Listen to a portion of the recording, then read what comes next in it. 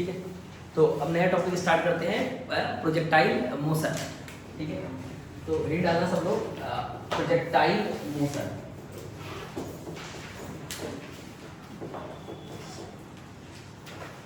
तो projectile motion में हम क्या पढ़ेंगे, अब बॉल को ऊपर ना फेंके, मतलब ऐसे ना फेंक के, अब कैसे फेंकेंगे, मतलब कुछ किसी एंगल फेंकेंगे। जैसे मान लो मतलब क्रिकेट बॉल को हिट किया तो उसका पाथ कुछ ऐसा होता है, एक बॉल को ऐसे करके ऐसे फेंका तो उसका पाथ कुछ ऐसा होता है ना। फुटबॉल को ऐसे हिट किया तो उसका पाथ क्या होता है, ऐसे होता है। तो इस वाले मोशन को हम पढ़ेंगे ना। ठीक है, तो जिस भी ऑब्जेक्ट को हम फेंकते हैं उसको बोलते हैं, क्या बोलते हैं, प्रोजेक्टाइल, और उसके मोशन को क्या बोलते हैं, प्रोजेक्टाइल मोशन। ठीक है, तो इसमें लिखना है कुछ कुछ पॉइंट लिखो। पहले देखो, throwing any object, throwing any object, throwing any object, throwing any object bracket में under constant force, throwing any object bracket में under constant force bracket close is called projection, is called projection.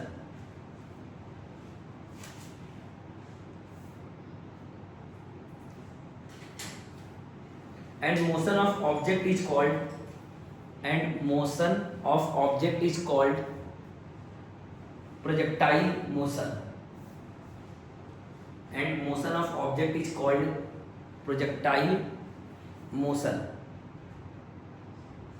देखा, throwing any object bracket में under constant force is called projection, and motion of object is called projectile motion. ठीक है, अब लिखना है next point, तो लिखो it is a 2 dimensional motion, तो it is a 2D motion. ये कैसा मोशन है, 2D मोशन है। ठीक है, ये 2D मोशन है। अच्छा, इस चैप्टर में जो हमारा कांस्टेंट फोर्स है वो क्या है, ग्रेविटेशनल फोर्स है। तो इस चैप्टर में जो भी कांस्टेंट फोर्स लगेगा वो क्या होगा हमेशा, तो लिखो इन दिस टॉपिक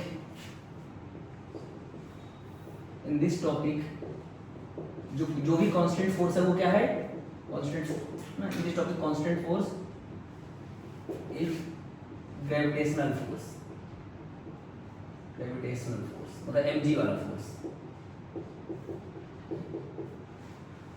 बाकी ऐसे मान लो हम आगे चैप्टर्स पढ़ेंगे तो वहां पर कुछ भी हो सकता है, बट अभी के लिए हमारा जो कांस्टेंट फोर्स वो क्या है, ग्रेविटेशनल फोर्स है ना।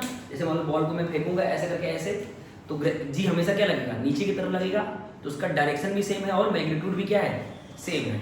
ठीक है, अब कुछ कुछ एजम्पशन मानने हैं। एजम्पशन क्या क्या मानने हैं, कि जैसे कि मोशन होना चाहिए नियर द अर्थ सरफेस, मतलब अर्थ के सरफेस के आसपास होना चाहिए। ग्रेविटी के इफेक्ट को, मतलब जैसे कि हम ये मान चलेंगे कि जैसे जैसे ऊपर जाते हैं हमें पता है ग्रेविटी की वैल्यू क्या होती है, चेंज होती है, और नीचे जाने पर भी क्या होता है, घटता है। मतलब अंदर जाने पर, अर्थ के अंदर जाने पर क्या होता है, जी की वैल्यू घटती है, और सरफेस पे क्या होता है, जी की वैल्यू मैक्सिमम होता है। तो हम मान चलना है कि हमें अर्थ के आसपास ही रहना है, क्योंकि अर्थ का रेडियस होता है 6400 किलोमीटर। मतलब अगर तुम अर्थ की बात करो, बनाना नहीं कुछ ना, अर्थ की रेडियस होती है 6400 किलोमीटर के आसपास। तो अगर तुम अर्थ के आसपास रहोगे ना, तो जी की वैल्यू कांस्टेंट रहेगी, जो जी लगता है ना एक्सेलरेशन ड्यू टू ग्रेविटी, वो कांस्टेंट रहेगा। लेकिन जैसे जैसे ऊपर जाओगे जी की वैल्यू डिक्रीज करेगी।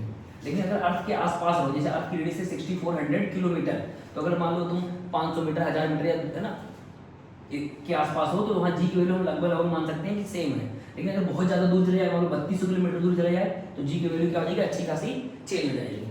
तो वहाँ पर इक्वेशन ऑफ मोशन, जो हमने मोशन के तीनों इक्वेशन पढ़े थे, v बराबर u प्लस 8t, s बराबर ut plus half 8t square and v square equal to u square plus 2s, वो नहीं लगेगा। समझ में आ रहा है। तो अगर मान लो मुझे इक्वेशन ऑफ मोशन लगाना है, तो एक्सेशन क्या होना चाहिए, कांस्टेंट। इसीलिए मोशन होना चाहिए अर्थ के सरफेस के आसपास। मतलब बॉल को फेंको तो ऐसे नहीं फेंको कि वो 5000 किलोमीटर ऊपर चला जाए, मतलब 1 किलोमीटर, 500 मीटर, 200 मीटर, 400 मीटर ऐसे जाए, जिससे हम जी की वैल्यू क्या लगा सके, मतलब कांस्टेंट मान सके।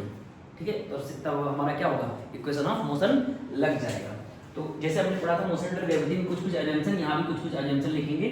तो पहला एजम्पशन है, लिखो जल्दी से, पहला assumption, motion near the earth surface होना चाहिए। मोशन क्या होना चाहिए, near the earth surface, motion near the earth surface, near the earth surface.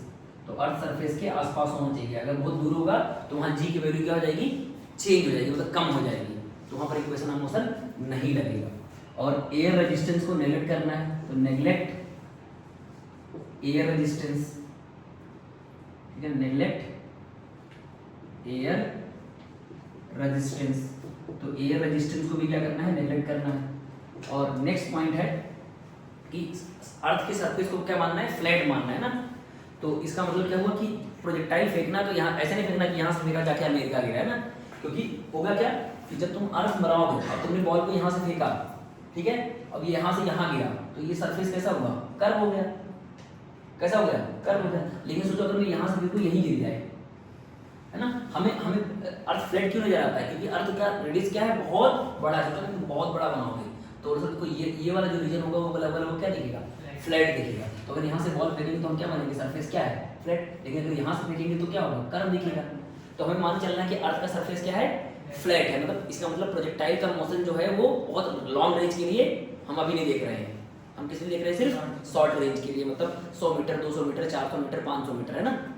तो नेक्स्ट पॉइंट लिखना, थर्ड पॉइंट, ठीक है, थर्ड पॉइंट लिखना, distance of projectile travel is small, distance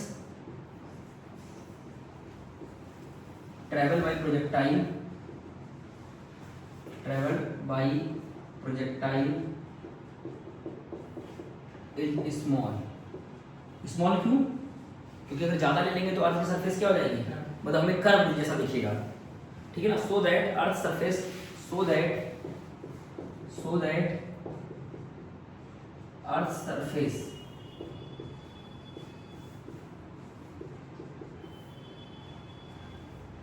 treated as a flat surface, treated as flat surface, ठीक है ना। तो ये हमारे कुछ assumption है ना, फ्लैट या फिर प्लेन सरफेस, ठीक है। तो ये कुछ assumption हो गए। अब हम अपना टॉपिक जो कि है ना इसकी मैथ से वो देखते हैं ना। लिख लिया कि नहीं पूरा, ये लिख लिया, जल्दी से फटाफट लिख लिया सारा, ठीक है। तो अब नेक्स्ट है कि, है ना, प्रोजेक्टाइल में जो केसेस बनते हैं ना, तो हिंट डालना है कि cases in projectile motion, cases in projectile motion. तो नेक्स्ट हेडिंग लिखना है, मैं मिटा दे रहा हूं मैं, तो नेक्स्ट हेडिंग डालना केसेस इन प्रोजेक्टाइल मोशन, ठीक है। तो इसमें मेनली नीट में तो 2 ही पढ़ना पड़ता है, पर हम तीनों पढ़ ले रहे हैं क्योंकि कुछ भरोसा नहीं है, कुछ भी आ जाएगा। तो पहला है ग्राउंड टू ग्राउंड प्रोजेक्टाइल। पहला क्या है, ground to ground projectile, ground to ground projectile मतलब बॉल को हम यहां से फेंकेंगे ना, यहां से फेंकेंगे, है ना, हॉरिजॉन्टल से थीटा एंगल पर, तो बॉल का जो पाथ होगा कैसा होगा, पाथ ऐसा करके ऐसा होगा, ऐसा, और हमने फेंका था किससे, यू स्पीड से थीटा एंगल पर, तो बॉल का पाथ ऐसा होगा, ठीक है ना। तो इसको बोलेंगे एक्स एक्सिस और इसको मतलब इसको वाई एक्सिस, इसको एक्स एक्सिस, तो कुछ इसका पाथ ऐसा होगा, ठीक है ना, यस। तो इसको बोलेंगे ground to ground. Ground to ground क्यों बोला कि ग्राउंड यहाँ से फेंका वापस वहीं पर आया है, मतलब वापस ग्राउंड पे ही आया है, ठीक है। तो इसको बोलेंगे ग्राउंड टू ग्राउंड प्रोजेक्टाइल। फिर नेक्स्ट है projectile eight A height h, projectile from height h, height h। अब क्या करेंगे, थोड़े से टावर पे चढ़ जाएंगे, किसी h हाइट टावर पे चढ़ जाएंगे और यहाँ से बॉल को फेंकेंगे, ठीक है ना, यहाँ से बॉल को फेंकेंगे। तो यहाँ बॉल के फेंकने के बहुत सारे तरीके हैं। अच्छा हाँ, बॉल को अब ऐसे नहीं फेंकना ना, वर्टिकली नहीं फेंकना है। अगर तुमने वर्टिकली फेंक दिया तो तुम पढ़ चुके ना मोशन अंडर ग्रेविटी, अगर तुम ऐसे करके ऐसे फेंकोगे तो ये तो पढ़ चुके हैं ना। तो बॉल को हमें क्या करना है, 90 डिग्री पे नहीं फेंकना है, कितने फेंकना है, 90 के अलावा फेंकना है, 90 के अलावा। अच्छा 0 पे भी नहीं फेंकना है, 0 पे तो ये तो हॉरिजॉन्टली हो जाएगा ऐसे, तो मतलब इधर भी नहीं फेंकना है, इधर भी नहीं फेंकना है, इधर भी नहीं फेंकना है, इसके अलावा बाकी सारे के एंगल, यानी कि 0, 180 और 90 के अलावा अगर बॉल को फेंकते हो तो मोशन को डिस्क्राइब करने के लिए 2 एक्सिस की रिक्वायरमेंट होगी, इसलिए इसको बोलेंगे 2D मोशन, ठीक है ना। तो हमें क्या करना है, थीटा क्या रखना है, 0, 90 और 180 नहीं होना चाहिए, ठीक है ना। अब अगर टावर पे चढ़ जाओगे तो टावर पे फेंकोगे तो टावर पे फेंकने का तरीका क्या है, सीधा फेंकना तो पढ़ चुके हैं। तो इसको किसी एंगल पे फेंकेंगे ना, किसी एंगल पे। तो अगर किसी एंगल फेंकोगे तो मान लो ऐसे तुमने फेंका तो इसका पाथ कैसा होगा, तो इसका पाथ और तुमने अगर ऐसे फेंका यहाँ से थीटा एंगल पर तो ऐसे जाएगा जाएगा जाएगा जाएगा और ग्राउंड पे ऐसे हिट करेगा ना। और कोई बोलेगा मैं हॉरिजॉन्टली फेंकूंगा, है ना, तो इसमें बहुत सारे केसेस बनेंगे। मतलब हॉरिजॉन्टली ऐसे ऐसे फेंकोगे तो इसका पाथ ऐसा हो जाएगा, कोई बोलेगा मैं ऐसे फेंकूंगा तो इसका पाथ ऐसा हो जाएगा। तो ये सारे केसेस हम करेंगे। फिर आता है C, projectile on a inclined surface. Projectile on a inclined surface, ठीक है। तो इसमें और बहुत सारे केसेस बन सकते हैं ना, मैं ऐसे और बता दूं क्या क्या बन सकता है। जैसे ये हाइट पे हम चढ़ गए थे और बॉल को मैंने ऐसे फेंक दिया, ऐसे तो ऐसे फेंका तो ऐसे जाएगा। तो फिर से वही एच हाइट पे फिर से चढ़ गए थे और बॉल को हमने ऐसे फेंका, ऐसे, ठीक है। तो ये ऐसे करके करते करते यहाँ आएगा। तो ये सारे केसेस बनेंगे ना, करेंगे इसके क्वेश्चन। फिर प्रोजेक्टाइल ना इंक्लाइन सरफेस, तो इंक्लाइन सरफेस पे अब इसमें दो केस बनेंगे, एक अप द इंक्लाइन, एक डाउन द इंक्लाइन, है ना। एक अप एंड दूसरा डाउन। मतलब जैसे ये एक इंक्लाइन सरफेस है, ऐसे करके ऐसे एक इंक्लाइन सरफेस है ऐसे, ठीक है। और तुम यहाँ पे हो, ऐसे एक पहाड़ है, तुम नीचे खड़े हो यहाँ पर और यहाँ से बॉल को ऐसे फेंक रहे हो, ऐसे, ठीक है। तो इसका पाथ कुछ ऐसा होगा, तो इसको पढ़ेंगे। अगर है कि हम क्या है यहाँ पर है ना, यहाँ पर और नीचे फेंक रहे हैं, तो ऊपर से नीचे फेंक रहे हैं, तो इसका पाथ कैसा होगा, ऐसा होगा ना। और एक केस ऐसा होता है दोनों कॉम्बिनेशन हो सकता है, मतलब ऐसे बहुत सारे केस बन सकते हैं, दोनों कॉम्बिनेशन हो सकता है कि ऐसे मान लो इंक्लाइन है अलग अलग, ये मान लो अल्फा है, ये बीटा है, और बॉल को मैंने यहाँ से फेंका और ये ऐसे जाके जाके यहाँ पर हिट करेगा ना। तो ये सारे केसेस हमें एक एक करके पढ़ने हैं ना, तो बनाओ जल्दी से फटाफट, ठीक है। ठीक है, तो ये बना लिया होगा ना। तो अब नेक्स्ट करते हैं केस नंबर 1, है ना। तो ये ग्राउंड टू ग्राउंड प्रोजेक्ट आएगा, उसके बारे में डिटेल में पढ़ते हैं, ठीक है।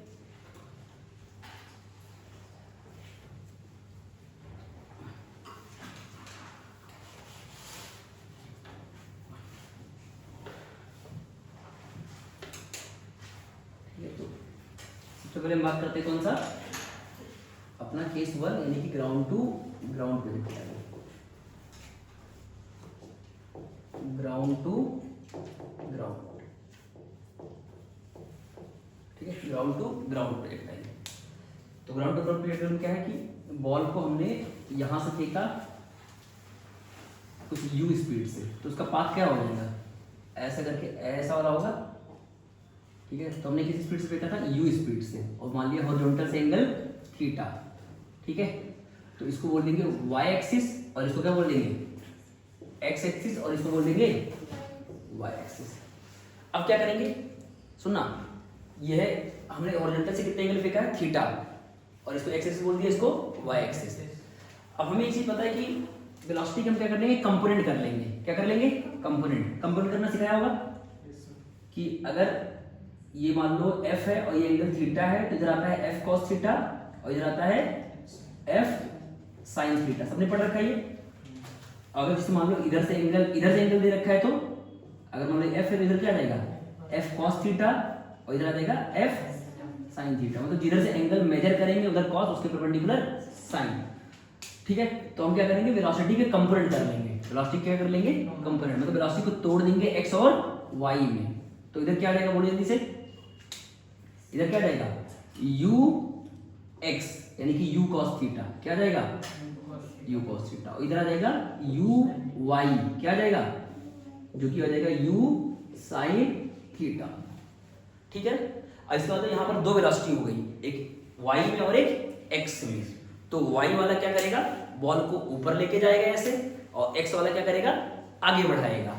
समझ में आ रहा है, इसका मतलब प्रोजेक्टाइल मोशन है वो दो मोशन का कॉम्बिनेशन है, दो मोशन का कॉम्बिनेशन है। कौन कौन सा मोशन, तो एक ये वाला मोशन कि एक बॉल है, किससे जा रहा है, यू वाई से, ये जाएगा जाएगा जाएगा और ऐसे नीचे आएगा, समझ में आ रहा है।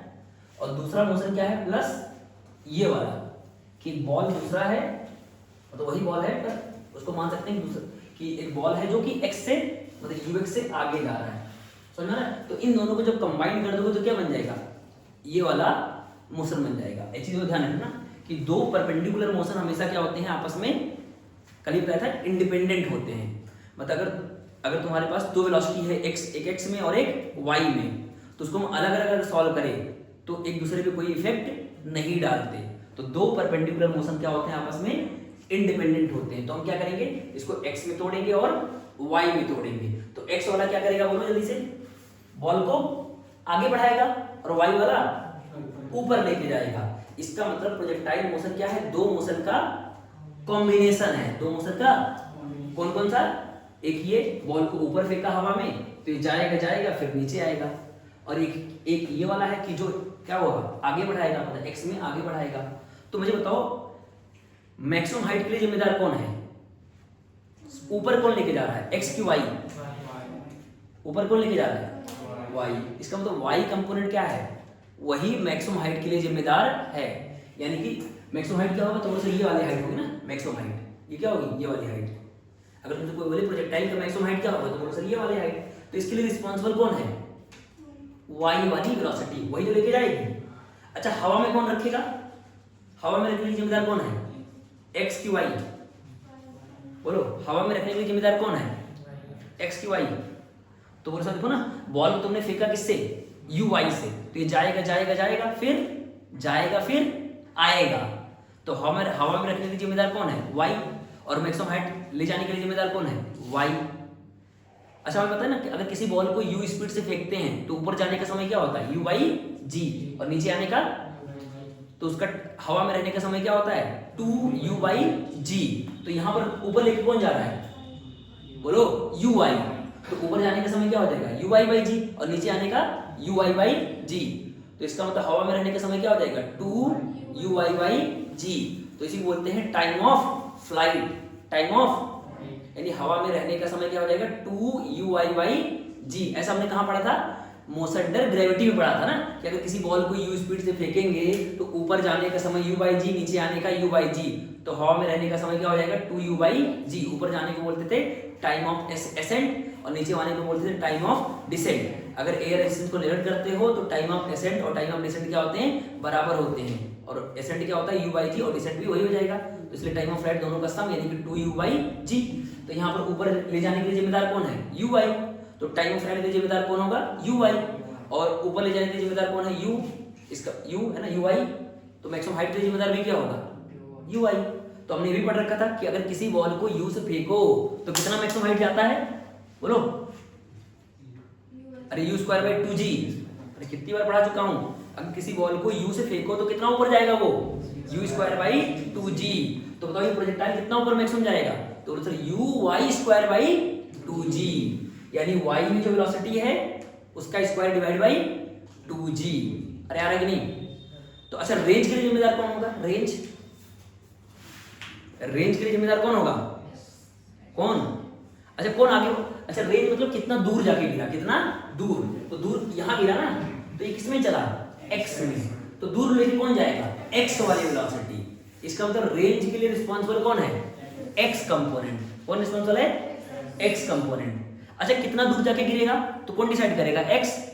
तो बताओ जब तक ये हवा में रहेगा तो रेंज कैसे निकालोगे, बोलो जब तक ये हवा में रहेगा, ये गया गया गया गया, आया आया आया आया, तो इसको बोलेंगे टाइम ऑफ फ्लाइट।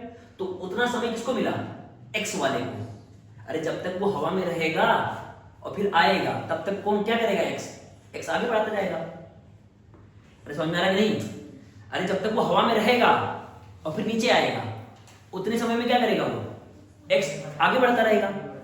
इसका मतलब x को कितना समय मिलेगा, x कंपोनेंट को कितना समय मिलेगा आगे बढ़ाने के लिए, टाइम ऑफ फ्लाइट के बराबर। अरे कुछ पल्ले पड़ रहा है कि नहीं। अरे x क्या करेगा, रेंज के लिए जिम्मेदार होगा। तो रेंज कैसे निकालेंगे, तो सर रेंज के लिए जिम्मेदार कौन है, x। तो x किससे लेके जा रहा है, u cos थीटा से आगे बढ़ा रहा है। अरे यार x में स्पीड कितनी है, u cos थीटा, तो ये आगे बढ़ाएगा। तो आगे बढ़ाने के लिए कितना समय उसके पास है, तो जब तक वो ग्राउंड पे आ ना जाए। तो ग्राउंड पे आने के लिए जिम्मेदार कौन है, y। तो हवा में कब तक रहेगा, वही 2u y बाई जी, मानो t, उसको capital T, time of flight. तो इसका मतलब इसको कितना समय मिला x को आगे ले जाने के लिए, कैपिटल टी। तो रेंज क्या हो जाएगा, तो बोलो सर इसकी स्पीड इनटू टाइम। अरे डिस्टेंस क्या होता है, स्पीड इनटू, तो स्पीड कितनी है x में, u cos थीटा, और टाइम कितना है 2u y g, तो रेंज आ जाएगा। तो रेंज के लिए जिम्मेदार कौन है, x कंपोनेंट, और मैक्सिमम हाइट के रिस्पॉन्सिबल कौन है, टाइम ऑफ फ्लाइट के रिस्पॉन्सिबल कौन है, y कंपोनेंट, और रेंज के लिए तो रेंज कितना होगा, तो सर रेंज उतना होगा जितना समय उसको चलने में मिला। समय कितना मिला, टाइम ऑफ फ्लाइट के बराबर। अरे कुछ पल्ले पड़ रहा है कि नहीं, अरे गया फिर आया, तो ये गया फिर आया, तो उतना समय किसको मिला, x वाले को। तो x क्या करेगा, बोलेगा चलो चलो चलो चलो चलो, है ना। और जब वो ग्राउंड पे हिट कर जाएगा तो बोलेगा ठीक है हो गया काम, तो उतना वो रेंज हो जाएगा। समझ में आ रहा है कि नहीं, ठीक है। तो इसका मतलब प्रोजेक्टाइल मोशन क्या है, दो मोशन का कॉम्बिनेशन है, एक y वाला और एक x वाला। y वाला ऊपर लेके जाएगा फिर नीचे आएगा, और x क्या करेगा, आगे बढ़ाएगा। तो in short y time of flight के लिए जिम्मेदार होगा, मैक्सिमम हाइट के लिए जिम्मेदार होगा, और रेंज किसके लिए जिम्मेदार होगा, x वाला बताएगा ना, x क्या बताएगा, रेंज के लिए जिम्मेदार होगा। ठीक है, तो इसको बनाओ, फिर इसकी मैच करते हैं ना, फिर मतलब इसमें बाकी जो भी प्रोसेस होता है उसको सॉल्व करेंगे ना। लिखो जल्दी से, ठीक है। तो इसकी मैच करते हैं ना। तो हमें देखो, अगर मैं range, maximum height, time of flight निकालना है तो हम डायरेक्ट लिख सकते हैं, पर उसको करने का एक तरीका होता है ना, मतलब आगे की इससे प्रॉब्लम सॉल्व करेंगे तो उसको करने का एक तरीका होता है, तो उसको मैं सिस्टमेटिक बता रहा हूँ। बाकी तो तुम्हें समझ आया कि टाइम ऑफ फ्लाइट क्या हो जाएगा 2uy/g, और मैक्सिमम हाइट क्या हो जाएगा uy²/2g, और रेंज क्या हो जाएगा ux × कैपिटल T। समझ में आ रहा है, इसको करेंगे शॉर्टकट में। पर इसको सॉल्व करने का तरीका क्या है, तो हम क्या करते हैं, ऐसे लिखते हैं, यहाँ लिखते हैं x एक्सिस, क्या लिखते हैं x एक्सिस, और इधर लिखते हैं y एक्सिस। ऐसे लिखेंगे x axis and y axis. अब ध्यान देना, ऐसे लिखेंगे x axis and y axis. अब बताओ, अच्छा तो x में इनिशियल स्पीड कितनी है, x में इनिशियल स्पीड कितनी है, कितनी है u cos थीटा। अच्छा तो x में एक्सेलरेशन कितना है, तो बोलो कुछ नहीं है एक्सेलरेशन। अरे x में कोई रोकने वाला, ये जाएगा तो कोई रोकने वाला तो है ही नहीं, एयर रेजिस्टेंस नहीं है, ये है ना, एयर का रेजिस्टेंस है ही नहीं, तो x में कोई एक्सेलरेशन नहीं है, तो x में एक्सेलरेशन क्या है 0। कितना है, अच्छा y में इनिशियल स्पीड कितनी है, बोलो u sin थीटा। अच्छा y में एक्सेलरेशन कितना है, अरे है ना, जो ऊपर जाएगा तो कौन लगेगा, ग्रेविटी, कौन लगेगा, इसका मतलब ग्रेविटी तो है ना यार, ग्रेविटी है। तो y में एक्सेलरेशन कितना है -g। अरे कुछ पल्ले पड़ रहा है कि नहीं, x में इनिशियल स्पीड है u cos थीटा, x में कोई एक्सेलरेशन नहीं है, और y में इनिशियल स्पीड कितनी है u sin थीटा। बोलोगे हाँ सर, और रोकने वाला कौन होता है, ग्रेविटी। इसका मतलब एक्सेलरेशन कितना है -g। अब क्या करेंगे, मोशन का फर्स्ट इक्वेशन लगाएंगे x में, मोशन का फर्स्ट इक्वेशन। तो फर्स्ट इक्वेशन क्या होगा, v = u + at, लेकिन x में लगाए तो छोटा सा x लिख देंगे, vx = बोलो ux + ax × t। वैसे होता है v = u + at, लेकिन x में लिख रहे हैं तो इसलिए छोटा सा लिख देंगे x, यानी वेलोसिटी में x = ux + ax × t। लेकिन x में कोई एक्सेलरेशन नहीं है तो ये 0 हो जाएगा। तो यहाँ से vx बराबर क्या आ जाएगा, बोलो जैसे ux, और ux कितना है u cos थीटा। और ऐसे ही तो मोशन का फर्स्ट इक्वेशन इसमें लगाओ y में, तो क्या लिखोगे v इन y बराबर बोलो u + ay × t, v = u + at। समझ में आ रहा है। तो इस बार क्या है, uy कितना है u sin थीटा, ay कितना है -gt। तो क्या लेगा vy = u sin theta minus, यानी y में वेलोसिटी कितनी आ गई u sin थीटा माइनस, मतलब मोशन का हमने फर्स्ट इक्वेशन लगा दिया इसमें और इसमें, x में भी लगा दिया फर्स्ट इक्वेशन और y में क्या लगा दिया फर्स्ट इक्वेशन। अब लगाएंगे सेकंड इक्वेशन, क्या लगाएंगे सेकंड इक्वेशन। सेकंड इक्वेशन में क्या लिखोगे बोलिए जल्दी से, तो क्या होता है s = ut + ½ at²। लेकिन हम x में चल रहे हैं तो s की जगह क्या लिखेंगे x लिखेंगे, तो क्या लिखेंगे x = बोलिए जल्दी से uxt + ½ axt²। अच्छा x में कोई एक्सेलरेशन नहीं है तो ये टर्म क्या हो जाएगा 0। तो इसका मतलब x की वैल्यू कितनी आ गई uxt, ux, और ux कितना है u cos थीटा, कितना है u cos थीटा × t। ऐसे इसमें y में लगाओ, y में क्या लिखोगे, फिर से लिखोगे s बराबर ut plus half A T square, लेकिन s क्या है y, क्योंकि y बात करें तो y बराबर बोलो ut प्लस हाफ ए वाई टी स्क्वायर। अब ui कितना है बोले से, ui कितना है u sine theta into T, और ये वाई कितना माइनस जी, तो minus half G T square. तो अपने y में क्या लगा दिया सेकंड इक्वेशन, थर्ड इक्वेशन लगाएंगे, क्या लगाएंगे थर्ड इक्वेशन। तो थर्ड इक्वेशन क्या लिखोगे बोलो vx square equal to ux square plus 2ax into x, तो x में कोई एक्सेशन है नहीं तो ये जीरो, तो bx बराबर यहाँ पर क्या आ जाएगा ux ही आ जाएगा, लेकिन यहाँ लगाओगे तो कुछ आएगा, तो यहाँ क्या लिखोगे by स्क्वायर इक्वल टू बोलो uy square plus 2ay y।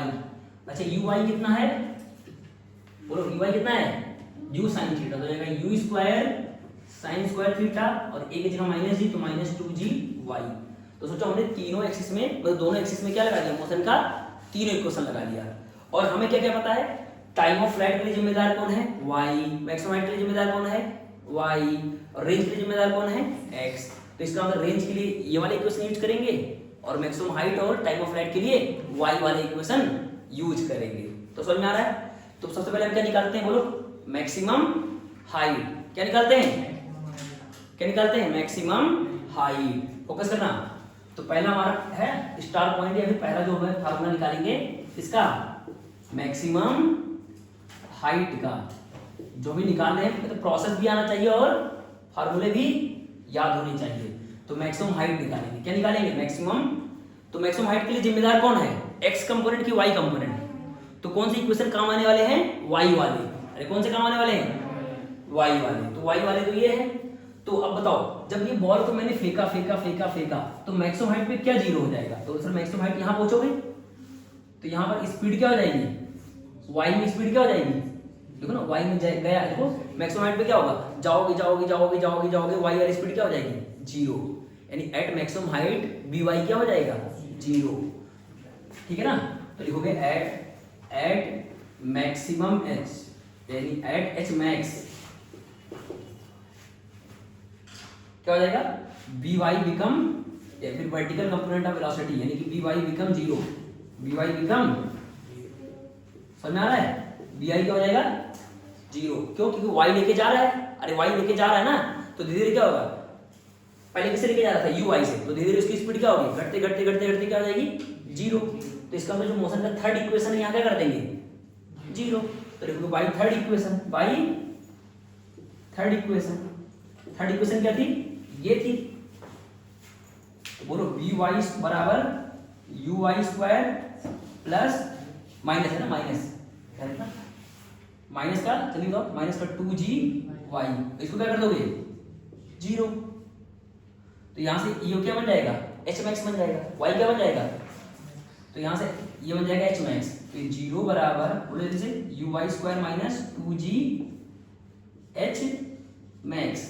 तो यहाँ से h मैक्स का फार्मूला क्या आ जाएगा, बोले जैसे uy square by 2g, uy square by, समझ में आ रहा है कि नहीं, uy स्क्वायर बाई 2g। अच्छा uy ही क्या है, u साइन थीटा है, तो वही पुट कर दो तो क्या आ जाएगा u square sine square theta by 2g। तो ये हमारा किसका फार्मूला आ गया, h मैक्स का, किसका फार्मूला आ गया। अच्छा इसी को अगर तुम शॉर्टकट से करो, किससे करो, किससे करो, शॉर्टकट से। शॉर्टकट से क्या, तो सर आपने यही सिखाया था कि मैक्सिमम हाइट के लिए जिम्मेदार है y। तो हमने मोशन अंडर ग्रेविटी पढ़ के रखा था कि अगर किसी बॉल को u स्पीड से फेंकोगे तो कितना ऊपर जाएगा, अरे कितना ऊपर जाएगा u स्क्वायर बाई, अगर किसी बॉल को u स्पीड से फेंको तो कितना ऊपर जाएगा u स्क्वायर बाई 2g। तो बोलोगे हाँ सर आप y से किससे फेंक रहे हो, uy से। अरे किससे फेंक रहे हो, तो बोलोगे हाँ सर आप uy से फेंक रहे हो, किससे फेंक रहे हो uy से। तो ये जो h मैक्स होगा वही तो आंसर आएगा। तो h मैक्स डायरेक्ट क्या हो जाएगा, बोलो uy square by, motion under gravity जो हमने पढ़ा था कि एक बॉल को u से फेंकोगे तो कितना ऊपर जाएगा u स्क्वायर बाई 2g। तो यहाँ ऊपर ले जाने के जिम्मेदार कौन है, uy। तो uy h मैक्स क्या हो जाएगा uy स्क्वायर बाई 2g, और uy है कितना u साइन थीटा। तो यहाँ से क्या आ जाएगा u square sine square theta by 2g। तो तुम्हें याद क्या रखना है, ये याद रखना है u y square by 2g। ये चेंज होता रहेगा। अगर मान लो एंगल मैंने यहाँ से दे दिया, एंगल यहाँ से दे दिया, तो इधर क्या रहेगा cos थीटा, इधर क्या रहेगा u cos थीटा, इधर क्या रहेगा u sin थीटा। तो यहाँ ये चेंज हो जाएगा। इसलिए याद क्या रखना है कि h max क्या होता है u y square by 2g, और u y चेंज होगा ना, डिपेंड करेगा किस पे, थीटा पे, कि थीटा हॉरिजॉन्टल से दे रखा है कि वर्टिकल से। अगर हॉरिजॉन्टल से दिया है तो साइन आएगा, अगर वर्टिकल से दिया होता तो यहाँ पर क्या आएगा कॉस आएगा। समझ गए? तो इस चीज को लिख लो। तो हमने पढ़ लिया मैक्सिमम हाइट। अब बात करेंगे किसकी, टाइम ऑफ फ्लाइट की। जल्दी लिखो फटाफट। ठीक है, तो यहां से हमने मैक्सिमम हाइट निकाल लिया। तो मैक्सिमम हाइट पे बी वाई क्या हो गया था 0, तो अपने यू से फेंका था यू वाई से, बी वाई 0 हो गया, तो वही हमने बी वाई यहाँ 0 कर दिया, तो एच मैक्स आ गया you Y square by 2g। अब बात करेंगे किसकी, टाइम ऑफ फ्लाइट की। किसकी बात करेंगे, टाइम ऑफ फ्लाइट। तो इसको मिटा देना ना पूरा, ठीक है। तो नेक्स्ट है टाइम ऑफ फ्लाइट, यानी हवा में रहने का समय, time of flight, capital T. तो उसके लिए रिस्पॉन्सिबल कौन होगा, एक्स कंपोनेंट की वाई कंपोनेंट, कौन कंपोनेंट बोलो, एक्स की वाई, वाई। तो कौन सी इक्वेशन निकालेंगे, तो बोलो सर जब बॉल को तुम फेंके ना, बॉल को ऐसे जब फेंका, ऐसे करके ऐसे फेंका, यहाँ से फेंका, ऐसे फेंका फेंका, तो देखो y में पहले डिस्प्लेसमेंट क्या था, अगर इसको रेफरेंस मानोगे तो y में डिस्प्लेसमेंट कितना है 0, और फिर जब वापस आओगे तो फिर से क्या हो जाएगा 0।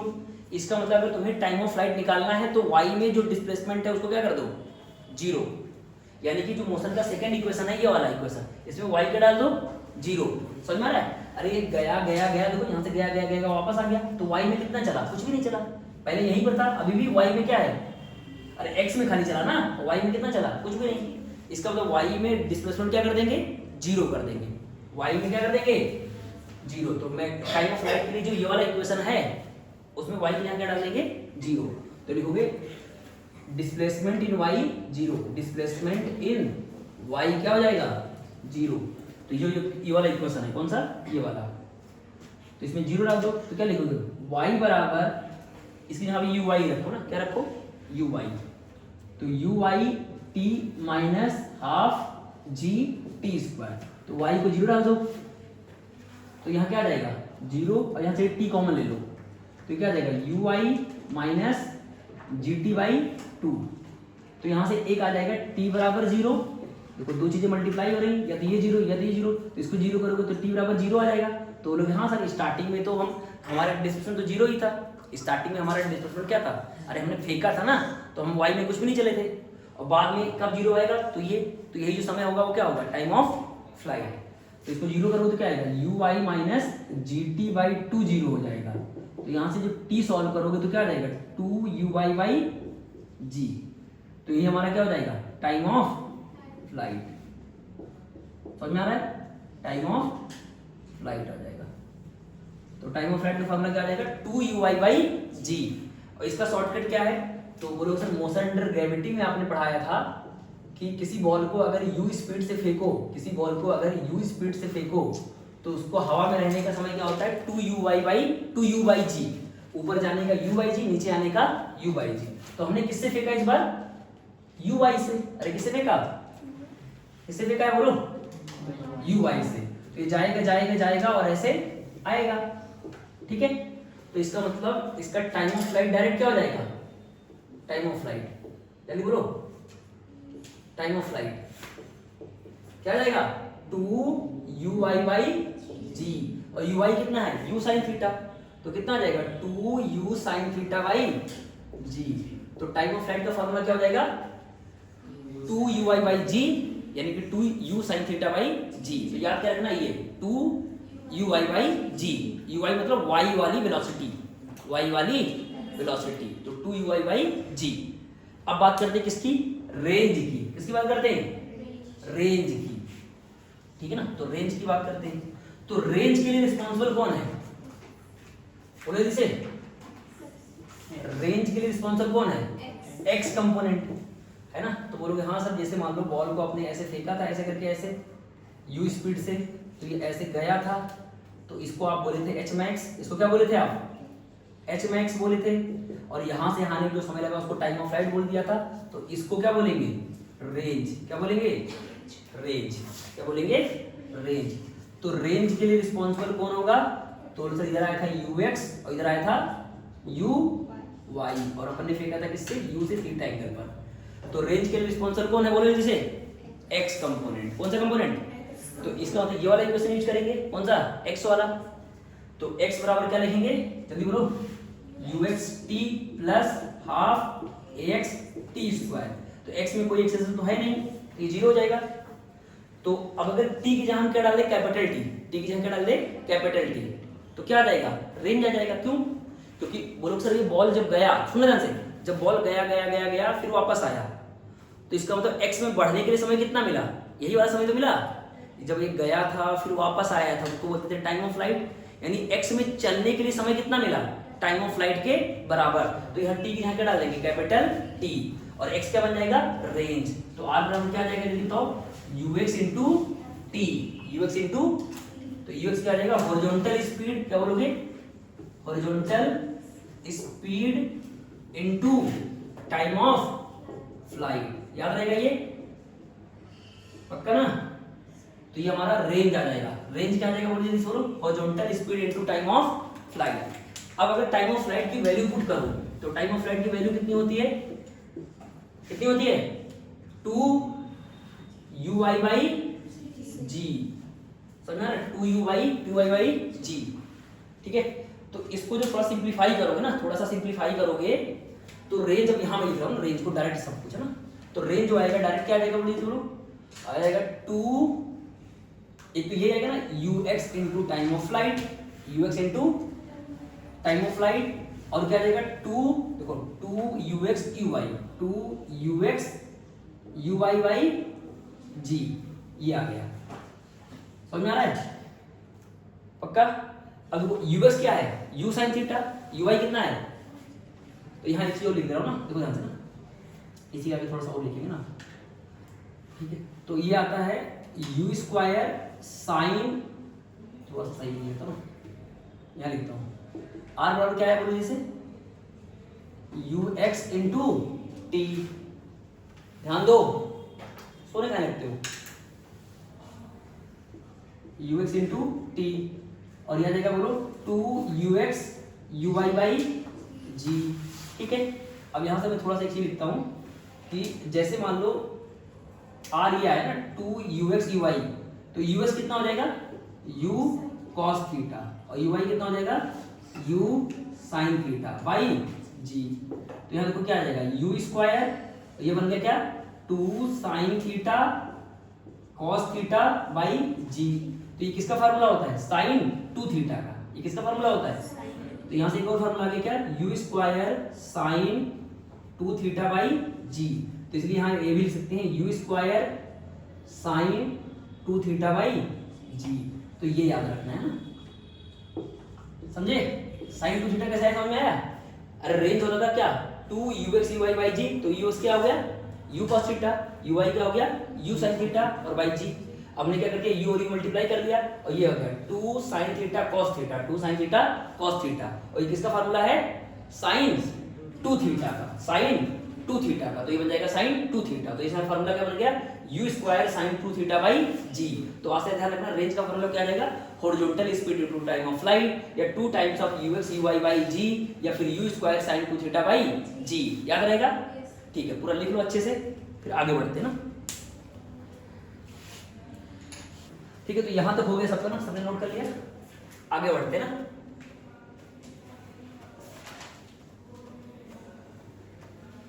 तो पूरा सब कुछ मिटा लेते हैं।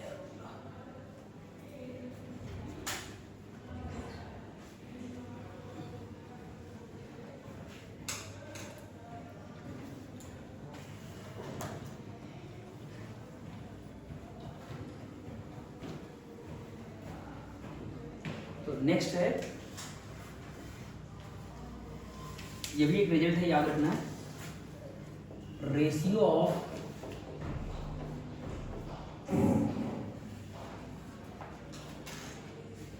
आर अपॉन एच मैक्स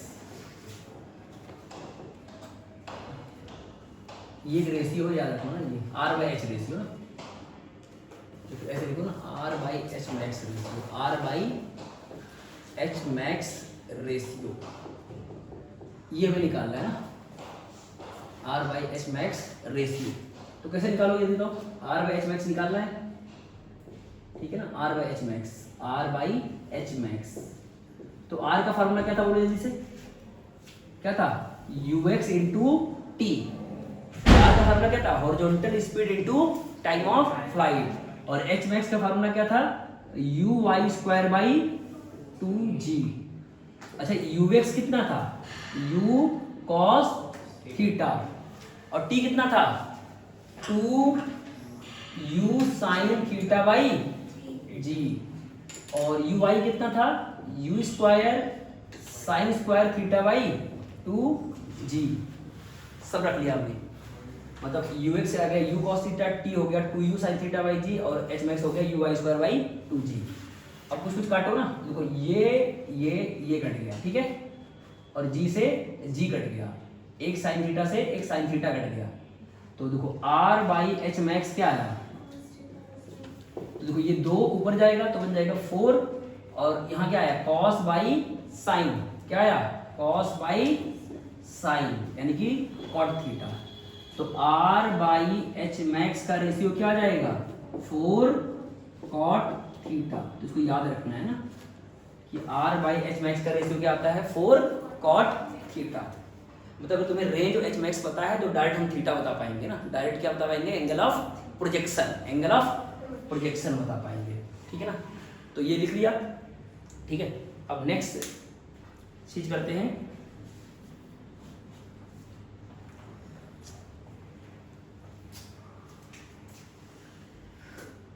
एक क्वेश्चन ले लेते ना, अब तक जो पढ़ा है उस पे जो पढ़ा है वो सब कुछ निकाल लेते ना फटाफट।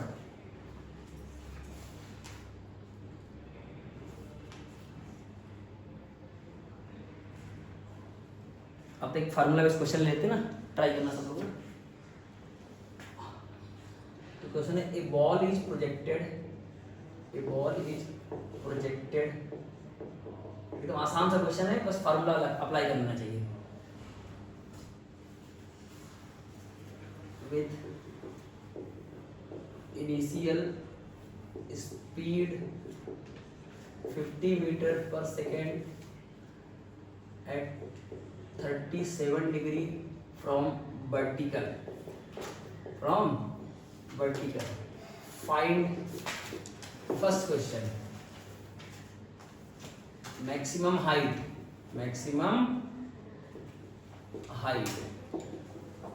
टाइम ऑफ, सेकंड है टाइम ऑफ फ्लाइट, थर्ड है रेंज, फोर्थ है R by H max ratio. जल्दी से फटाफट कर दो ना, फार्मूला बेस्ड क्वेश्चन है, सब लोग को होना चाहिए फटाफट, ठीक है। तो इस क्वेश्चन को सॉल्व किया होगा ना, तो एक बार जल्दी से मैं कर दे रहा हूँ, देख लो फटाफट ना, वैसे आसानी है, ठीक है। तो देखो ध्यान से ना, सबसे पहले ये बनाओ ना ऐसे कि सर ये बॉल है, आपने किससे फेंका था, 50 मीटर पर सेकंड से, लेकिन एंगल कहाँ से ले रखा है, वर्टिकल से, हॉरिजॉन्टल से नहीं ले रखा है, कहाँ से ले रखा है, तो ये एंगल दे रखा है 37, ठीक है। अब क्या करोगे, कंपोनेंट करोगे, क्या करोगे इनके, ये एक्स एक्सिस और ये वाई एक्सिस, तो इसका मोशन कुछ ऐसा करके ऐसा होगा, तो इसका एक्स कंपोनेंट क्या आएगा, जल्दी बोलो, 50, जिधर से एंगल देखते हो उधर कॉस, उसके परपेंडिकुलर साइन, तो यहाँ आएगा 50 साइन 37, तो इसका मतलब ये हमारा क्या था, यू एक्स, तो यू एक्स कितना आ जाएगा, 50 साइन 37 होता है 3/5, तो आ जाएगा 30 मीटर पर सेकेंड।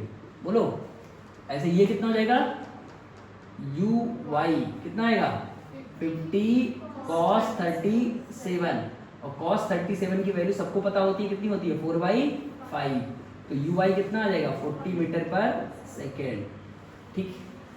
अब बताओ मैक्सिमम हाइट के लिए जिम्मेदार कौन है, यू वाई, अरे कौन जिम्मेदार है, तो पहले के लिए हमें निकालना है एच मैक्स, तो एच मैक्स का फॉर्मूला क्या था, you Y square by 2g, तो यू आई कितना है 40, 40 इंटू 40 डिवाइड बाई 2 इंटू 10, तो ये 10 कट जाएगा, तो कितना आ जाएगा 160 बाई 2, कितना आ गया 80 मीटर। तो एच मैक्स कितना आ गया 80 मीटर, यानी ये वाली हाइट कितनी हो जाएगी, ये वाली हाइट एच मैक्स आ जाएगी यानी कि 80 मीटर।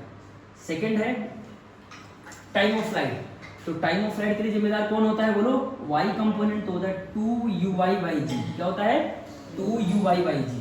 तो uy है कितना 40, अरे कितना है तो 40 डिवाइड बाई 10, तो कितना आ गया 8 सेकेंड, कितना आ गया 8 सेकेंड। अब थर्ड क्वेश्चन है रेंज, तो रेंज के लिए जिम्मेदार कौन होता है x कंपोनेंट, तो क्या आएगा ux into T, horizontal speed into time of flight. तो हॉरिजॉन्टल स्पीड कितनी है बोलो बोलो 30, और टाइम ऑफ फ्लाइट अपने निकाला 8, तो कितना हो जाएगा 240 मीटर, 240 मीटर, यानी कि ये 240 मीटर दूर जाके गिरेगा, मतलब ये आ जाएगा पूरा यहाँ से यहाँ तक का 240 मीटर। चौथा, ठीक है, चौथा हमें निकालना r बाई एच मैक्स का ratio, r by H max का रेशियो। तो r अपन ने निकाल लिया, ये डायरेक्ट फार्मूलेस कर दो, डायरेक्ट क्या था 4 cot थीटा, क्या था तो क्या था 4 cot थीटा कितना है, लेकिन देखो थीटा यहाँ से हम लेते थे ना, यहाँ से तो उधर से, तो इसका मतलब यहाँ पर ये एंगल कितना बनेगा 53, कितना आएगा 53, तो cot 53 लेंगे, तो cot 53 कितना हो जाएगा, तो tan 37 होता है 3/4, tan 37 क्या होता है 3/4, तो cot 53 कितना हो जाएगा, वो भी 3/4 ही हो जाएगा, तो आंसर कितना आ गया 3। ये तो हमने फार्मूलेस किया। अगर फार्मूलेस हम नहीं करते हो, कैसे करते हो कि हम r और h मैक्स तो निकाल ही चुके ना, r और h मैक्स तो निकाल चुके अपन, तो r कितना आया था बोलो, कितना आया था 240, और h मैक्स कितना आया था 80, तो कितना आएगा 240 बाई 80, तो कितना आया 3। तो फार्मूलेस निकालोगे तब भी आएगा और वैसे निकालोगे तो भी आएगा ना, आया कि नहीं समझ में, ठीक है। तो मतलब प्रोजेक्टाइल मोशन में का मतलब ये वाला लेक्चर इतना ही रहेगा। इसके बाद हम पढ़ेंगे इसका जो से पार्टिकल को फेंकेंगे तो उसकी पोजीशन चेंज होगी, वेलोसिटी कुछ कुछ होगी हर एक पॉइंट पर, तो ये सब हम अगले क्लास में पढ़ेंगे, यानी कि position as a function of time, velocity as a function of time, और इसके पाथ की इक्वेशन क्या है, किस पाथ में ट्रेवल कर रहा है, तो इसको बोलते हैं ट्रेजेक्ट्री इक्वेशन। तो ये हम बाद में करेंगे ना अगले वाले क्लास में, ठीक है।